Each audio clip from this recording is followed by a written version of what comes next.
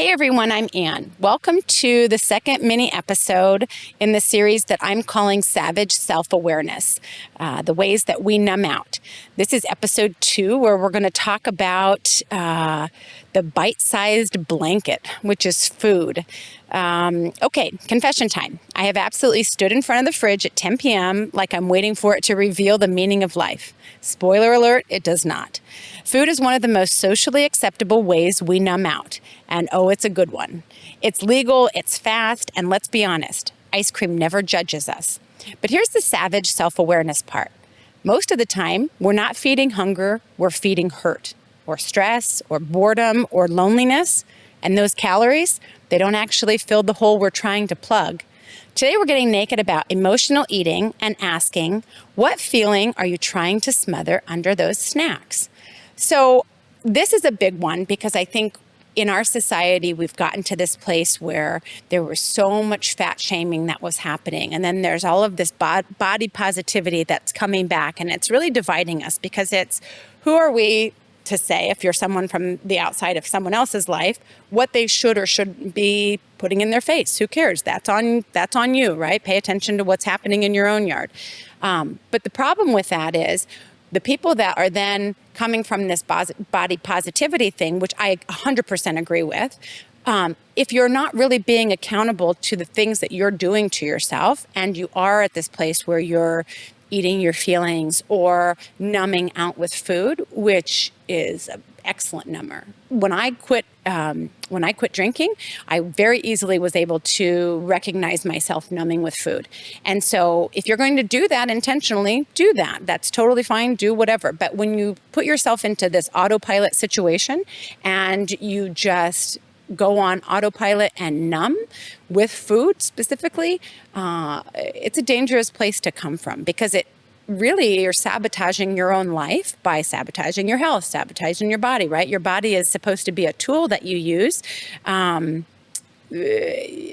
You're not in that state. So emotional eating isn't about hunger. It's about filling a void. Food numbs because it's fast, legal, feels comfortable, but leaves guilt behind, like a bad one-night stand, which is completely true. Let's see. Savage self-awareness means noticing when you're hungry for comfort and not calories. That's going to be a really hard thing for people to do if you've spent a lot of time numbing out. You know, I think a lot of people that are overweight and eat their feelings have been doing that since childhood. As I have said many, many times, most of things I think start in childhood, and then we figure out whichever ways it is that we're going to. Eating and numbing with food is a very socially acceptable way to do it. I chose alcohol, and I've told people very honestly previously that at 13, when I started drinking, it literally felt like home to me. And I've talked to other people who have issues with food, who are eating their feelings, who numb out with food. And it's the same thing. It feels like home. It feels very good. But if you realize that emotional eating that we're doing is a mask for not wanting to feel whatever your emotions are, it's a powerful realization to come to. And again, do nothing with the information if you want to, but coming from a place of getting curious about yourself and do I do that? Why do I do that? I think that's a really powerful place to be. I think the emotional weight can actually feel like more than the physical weight because you're carrying that around. And then not only do you have the physical appearance of eating your feelings, but then you're also carrying around the weight of not processing your feelings. If you actually started processing your feelings and getting curious about things, you will feel lighter, which then translates to carrying less physical weight around as well. And I've watched it happen. I've watched it happen with a lot of different people. And I think just understanding that you have a choice in doing that, is it easy? Absolutely not. But you get to choose your hard. I've talked previously about you get to choose your hard. Being skinny and taking care of yourself in the gym is hard. Being fat and living in a body that, doesn't allow you to live your life the way that you want it to and play with your kids or be active or move or, have freedom in your own body and it feels like a prison, also hard. But you get to choose your hard. So when you realize that you really have a choice when it comes to your food, and when you can have a self-awareness that really shows you, hey, am I eating because I'm hungry, or am I just eating because I'm trying to avoid things? We're in a society where we have all of these different distractions with food, with booze, with, phones and TVs and all of these. We're all numbing out at a degree that is so dangerous for us as human beings. It scares me a little bit.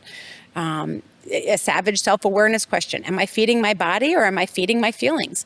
Be brave enough to ask yourself that question and honestly look yourself in the mirror and answer that question. Doesn't mean you're going to change anything. Just have an awareness. If people realize that just a really big, honest awareness about the things that we're doing is step one. You can't change something that you're not even aware of. And if you're not willing to slow down long enough to look in the mirror and say, am I doing this, and is this for my best use? Am I nourishing myself, or am I stuffing down feelings because I don't want to feel them? All of the things are hard, but you get to choose your hard. So next time you reach for the snack, pause and name the emotion that you're trying to taste. That's a huge thing to take away from this. My Savage Self-Awareness challenge for this mini episode is to start a food journal. And just for 1 week, to open your eyes about what your caloric intake is. Write down the things, everything that you put in your mouth, whether it's a drink, whether it's a little, fun-sized Snickers, whatever it is. Be brave enough with yourself to write down and really look at that, what you're putting in your face for 1 week. That's it. Look at what that caloric intake is, and then do the research on the internet to say, what should my caloric intake be based on my age, my sex, my, whatever your factors are. And then look at that. Be willing to really, really, really look at that. And don't make excuses for yourself. Don't do the whole, oh, well, I'm this, or oh, well, I'm that. Don't do that. You're the only one who loses. No one else around you loses when you do that. So stop fucking making excuses. We all need to come from a place of stop making excuses. That's where life is sucked down the drain, is making excuses like it's okay. There is no power in victimhood. Look with an honest eye at your weekly journal of your calories and just say, is this serving me? Is this where I want to be coming from? If you're happy with it, excellent. Keep doing exactly what you're doing. If you're not, maybe think about making some changes. That's all I'm going to say about that.